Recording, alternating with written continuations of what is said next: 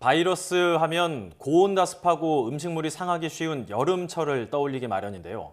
오히려 요즘처럼 날이 쌀쌀해지고 기온이 떨어질수록 기승을 부리는 바이러스가 있다고 합니다. 면역력이 약한 환자나 특히 영유아의 경우 질환을 유발하기가 쉬워 더욱 주의해야 한다고 하는데요. 네, 이 기온이 낮을수록 극성을 부리는 바이러스성 질환을 비롯해서 추운 날씨에 우리가 주의해야 할 질환 또 예방법에 대해서 알아보겠습니다. 가천대 길병원 소아청소년과 류일 교수 연결됐습니다. 안녕하십니까? 네, 네. 네, 교수님 저희가 앞서 이 노로바이러스 관련 소식을 전해드리긴 했습니다만 의외로 요즘 같은 좀 추운 날씨에 더 주의해야 하는 질환들이 많다고 합니다. 어떤 것들이 있을까요? 네, 각 바이러스마다 생존하기 좋은 기온이나 환경이 다르기 때문에 네. 계절마다 유행하는 바이러스가 다릅니다. 특히 날씨가 추워지는 계절에는 호흡기 바이러스 질환으로 인플루엔자 바이러스, 파라인플루엔자 바이러스, 호흡기 세포 융합 바이러스 이런 것들이 있고요. 근데 이들 바이러스는 바이러스 종류나 애들 나이 그리고 개개인 면역력에 따라서 다르기는 하지만 감기나 후두염, 기관지염, 모세기관지염, 폐렴 같은 것들을 일으킵니다. 그리고 장염 바이러스로는 로타바이러스가 대표적이지만 최근에는 예방접종을 많이 하기 때문에 방금 말씀드렸던 것 같이 노로바이러스가 아마 주전 원인입니다. 최근에는 또 그중에서 바이러스성 장염 환자가 많이 늘고 있다고 들었는데요. 이 바이러스성 장염이 어떻게 우리 몸 안에 들어오는 거고 또 걸리게 되면 어떤 증상이 나타나나요? 네, 계절별로 혹은 연도별로 유행 양상이 다르지만은 조금 전에 언급하셨듯이 노로바이러스가 가장 많은 원인입니다. 우리나라 국립보건원에서 나온 자료들도 있지만은 전에는 로타바이러스가 흔했지만은 예방 접종을 하고 있기 때문에 노로바이러스가 가장 큰 원인이 되고 있고요. 그 외에도 아데노바이러스, 마스투로바이러스 등이 있습니다. 그리고 장염을 일으키는 바이러스는 물론 바이러스가 전염돼서 발생하는데 대부분 손 씻기와 같은 개인 위생이 잘 안 되는 게 원인이고요. 또 노로바이러스는 구토가 심하고 로타바이러스에 비해서 설사는 적지만 또 질병 기간은 짧은 그런 특징이 있습니다. 보통 바이러스 하면 약간 상온에서 조금은 높은 기온에서 많이 좀 생긴다 이렇게 생각을 하게 되는데 오히려 이런 추운 날씨에 바이러스성 장염이 증가하는 이유는 뭔가요? 네, 추운 날씨에 잘 생존하는 바이러스 특징 때문인데요.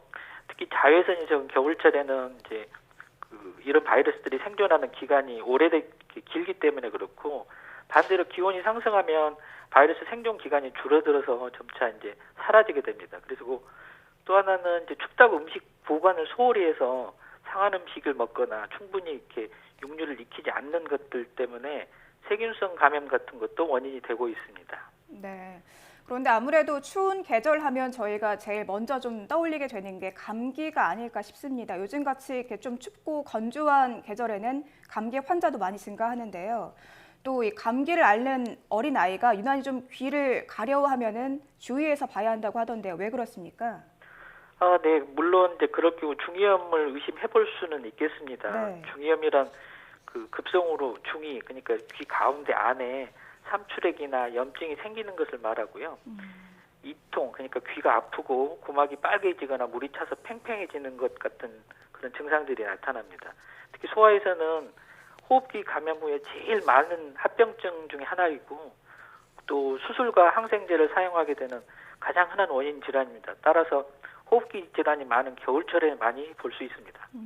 그리고 여기서 중요한 것은 급성 중이염은 대개 항생제 치료가 필요하지만 삼출성 중이염 같은 경우에는 최근 감염이 아니라면은 항생제 치료가 필요하지 않기 때문에 둘을 구분하는 것이 굉장히 중요합니다. 특히 이제 귀가 많이 아프다든지 39도씨 이상 높은 열이 있다든지 6개월 미만의 아주 어린 애들 같은 경우는 항생제 치료가 필요하지만은 그 외에는 가능하면 쓰지 않는 게 좋고요. 참고로 이때 항생제 치료 기간은 한 10일 정도 쓰게 됩니다. 그리고 또 하나 주의할 점은 이런 주요한 증상이 연령별로 다르기 때문에 아주 작은 애들은 보채기만 하거나 잘 먹지 않거나 열만 나거나 그런 경우도 많기 때문에 잘 주의해서 관찰하는 게 중요하겠습니다. 그리고 대부분 원인은 바이러스가 한 10%에서 40% 정도로 알려져 있고요. 바이러스 감염 후에 면역력이 저하되기 때문에 2차적으로 세균 감염이 일어나고 이럴 경우에 항생제 치료가 필요하겠습니다.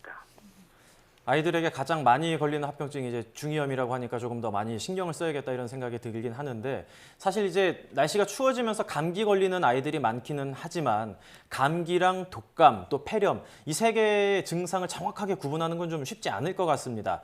감기, 독감, 폐렴 어떻게 다루고 또 어떻게 구분해야 합니까? 네, 이제 물론 요새 독감 접종을 많이 하고 있기 때문에 이제 뭐 줄어들고는 있지만 한마디로 감기는 그냥 콧물이나 가벼운 기침, 뭐 열도 심하지 않겠지만 독감 같은 경우에는 열이 아주 고열이 나고 뭐 몸살이 난다든지 두통, 뭐 기침 같은 것이 심하게 나타납니다. 그 폐렴은 처음 증상이 시작할 때부터 폐렴은 아니고요. 감기나 독감이 진행하면서 점점 심해지면서 나타나게 됩니다. 그래서 폐렴은 주요 증상으로는 이렇게 열이 잘 조절이 안 되고 구토 때문에 뭐 기침도 심하고 잠을 설칠 정도로 기침을 많이 하고 이런 증상들이 보일 수 있습니다. 네. 방금 교수님께서 짧게 독감 예방접종 얘기를 잠깐 해주셨는데요.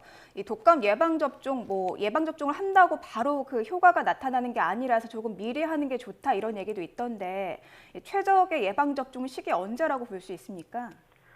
네, 해마다 독감 예방접종은 약이 다르다고 보시면 됩니다. 세계보건기구에서 그 전에 유행했던 독감 바이러스를 예측을 한 다음에 그런 다음에 보통 이렇게 제조사에서 약을 만들기 시작하고 나오기 때문에 네. 대개는 빠르면 8월 말, 늦으면 9월 중에 이제 독감 백신이 출시가 되고요. 그때 이제 보통은 이렇게 방송이나 TV에서 출시된다고 이렇게 대부분 국가에서 발표한 다음에 나오기 때문에 그때 하시는 게 제일 좋을 것 같습니다. 네, 좀 미리미리 일정을 챙겨보는 게 중요할 것 같네요.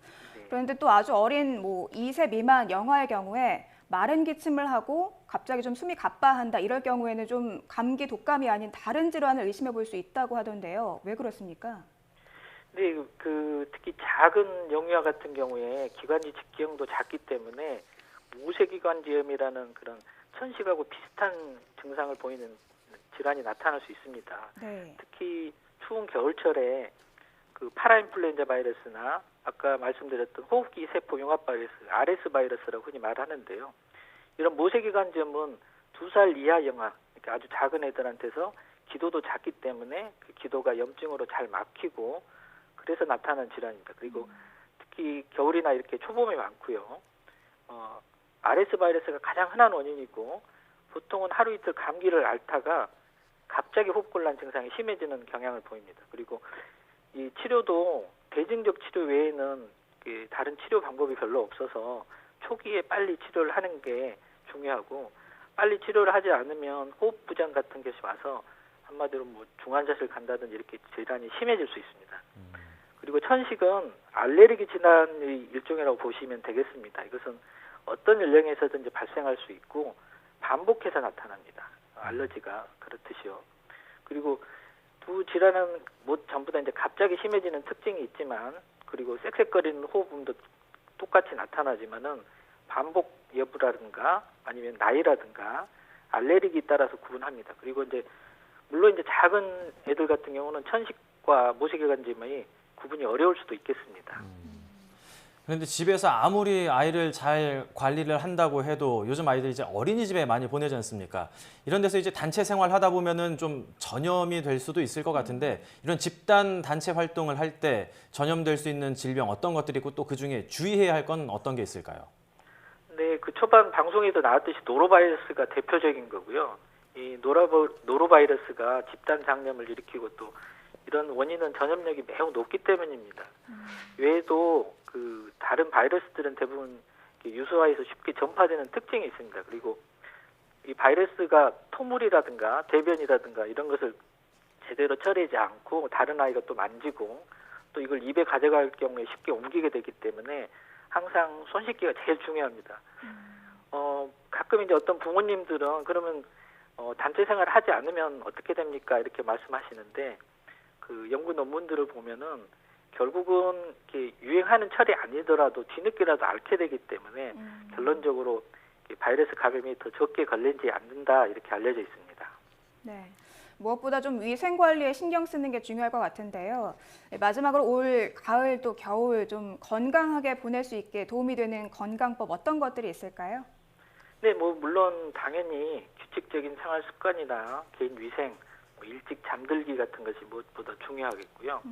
물론 뭐 최근에는 뭐 아연, 뭐 비타민 D, 유산균제 이런 것들이 효과적이었다 이런 보고들이 있기는 하지만은 제가 권해드리고 싶은 것은 첫째, 외출 후에 들어와서 손 씻기를 할 때 입이나 코 주위를 잘 씻고요. 둘째, 신선한 제철 음식 먹기. 그때 보통 어른들이 뭐 호흡기에 좋다는 뭐 배나 무가 이런 것들도 좋겠고요. 뭐 귤같이 같은 이렇게 제철 음식을 먹는 게 제일 좋겠습니다. 그리고 마지막으로 충분한 수분 섭취, 그리고 앞에서 말씀드렸듯이 규칙적인 생활 습관이나 적절한 운동이 제일 중요할 것 같습니다. 네. 충분한 수분 섭취, 또 규칙적인 운동 등 기본에 충실한 게 제일 중요할 것 같습니다. 지금까지 가천대 길병원 소아청소년과 류일 교수였습니다. 오늘 말씀 잘 들었습니다. 네, 감사합니다.